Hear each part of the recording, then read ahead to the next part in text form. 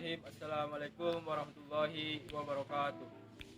Perkenalkan, nama saya Muhammad Irfan Labah, Stambu 093 2020 0200 dari frekuensi 4 kelompok 5A Laboratorium Fisika Dasar jurusan Teknik Pertambangan Fakultas Teknologi Industri angkatan 2020 Universitas Muslim Indonesia.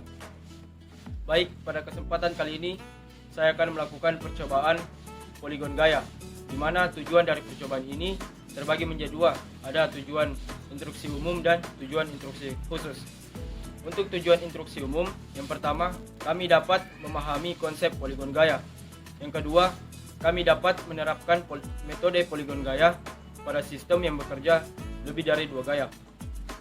Adapun tujuan instruksi khusus, yang pertama, kami dapat menentukan besarnya sudut dari gaya yang terbentuk dan menggambarkannya. Kemudian yang kedua, kami dapat menentukan nilai gaya resultan gaya secara matematis dan secara grafis. Baik, poligon gaya. Poligon sendiri terbagi beberapa macam. Ada poligon tertutup, poligon terbuka, poligon bercabang, dan poligon kombinasi.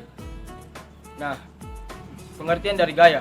Gaya sendiri adalah tarikan atau dorongan yang terjadi pada sebuah benda, di mana dapat menimbulkan perubahan bentuk, arah, dan kecepatan dari benda tersebut. Gaya disimbolkan dengan huruf F besar.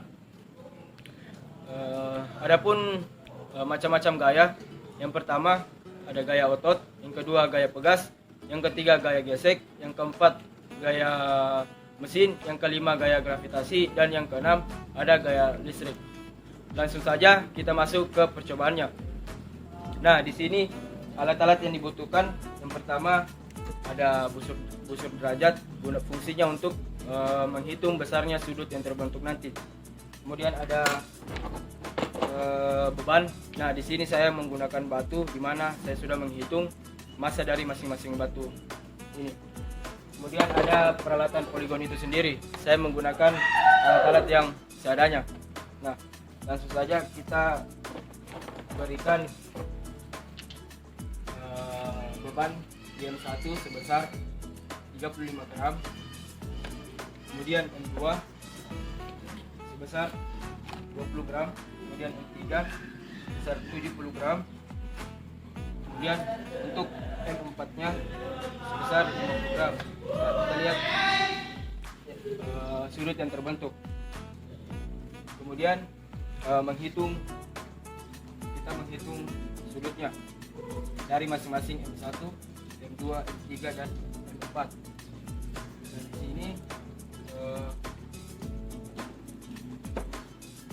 untuk M1 sudut terbentuk sebesar 37 derajat. Untuk M2-nya sebesar 42 derajat. Untuk M3 sebesar 25 derajat. Dan untuk M4-nya sebesar 21 derajat. Nah, selanjutnya kita lakukan sebanyak 5 kali agar tidak terjadi yang namanya human error. Baik, selanjutnya kita membahas hasil pengolahan data, di mana di sini terdapat tabel hasil pengolahan data, di mana massa pertama yang diketahui yaitu sebesar 35 gram, tetapi kita ubah ke dalam kilogram menjadi 0,035 kg untuk M1, kemudian untuk M2 0,02 kg, untuk M3 0,07 kg, dan untuk M4 0,05 kg. Nah, kemudian sudut yang terbentuk pada M1 sebesar 36,2 derajat. Kemudian pada M2 sebesar 41,8 derajat, pada M3 sebesar 25,8 derajat, pada M4 sebesar 21 derajat. Nah, selanjutnya nilai Rx hasilnya yaitu sebesar minus 0,033 Newton, dari mana didapat dari hasil penjumlahan Fx1 ditambah minus Fx2 ditambah minus Fx3 ditambah Fx4, di mana rumus dari Fx yaitu massa dikali gaya dikali gaya gravitasi dikali cos theta mn. Nah, didapatkan hasil minus 0,033. Kemudian nilai resultan pada sumbu Y sebesar minus 0,134 Newton dari hasil penjumlahan FY1 ditambah FY2 ditambah minus FY3 ditambah minus FY4, di mana rumus umum dari resultan pada sumbu Y yaitu Fy sama dengan massa dikali gaya gravitasi dikali sin theta mn, dan didapatkan hasil minus 0,134 Newton. Kemudian nilai resultan berdasarkan perhitungan secara matematis didapatkan sebesar 0,137 Newton dari rumus umumnya yaitu R sama dengan akar Rx pangkat 2 ditambah Ry pangkat 2, dapatkan hasil sebesar 0,130 Newton. Nah, kemudian nilai resultan berdasarkan grafis sebesar 0,16. Nah, di sini saya telah membuat grafiknya seperti pada gambar berikut, di mana ini merupakan nilai resultan berdasarkan grafik, yaitu sebesar 0,16. Nah, berdasarkan percobaan yang telah saya lakukan, saya dapat menyimpulkan bahwa gaya yang dihasilkan pada saat terjadinya pergerakan pada benang diakibatkan oleh gaya yang diberikan oleh beban. Apabila gaya yang diberikan oleh beban kepada tali itu berbeda, maka sudut yang terbentuk akan berbeda. Berdasarkan percobaan poligon gaya ini dipengaruhi oleh beban yang diberikan pada setiap lengan M1, M2, M3, dan M4, di mana semakin besar beban yang diberikan, maka akan semakin kecil sudut yang terbentuk. Begitupun sebaliknya.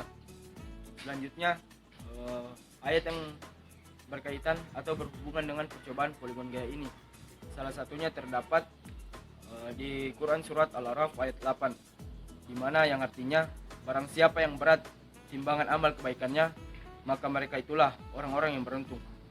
Maksud dari ayat tersebut, jauh-jauh hari sebelum Allah menciptakan kita, Allah telah menurunkan ayat yang menjelaskan mengenai timbangan, di mana timbangan yang dimaksud ialah timbangan amal kebaikan dan keburukan seseorang di hari perhitungan nanti.